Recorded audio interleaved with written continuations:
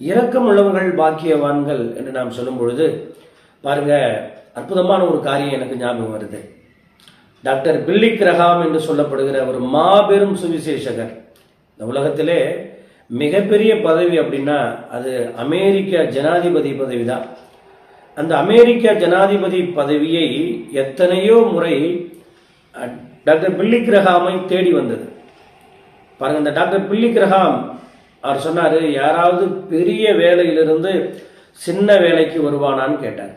அதாவது என்ன, தேவனுடைய ஊழியக்காரன், கர்த்தருடைய ஊழியக்காரன் அல்லது பரலோக தேவனுடைய அம்பாசிடர், தூதுவர் என்கிற ஒரு போஸ்டிங்கை விட அமெரிக்க ஜனாதிபதி போஸ்டிங் ஒன்றும் பெருசு கிடையாது அப்படின்னு டாக்டர் பில்லி கிரஹாம் சொன்னார்.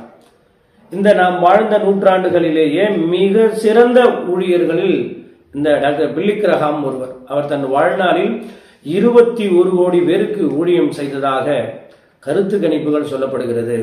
இவ்வளவு மகா பெரிய தேவனுடைய ஊழியர் அவர் ஒரு முறை ஒரு வார்த்தையை சொல்லுகிறார்.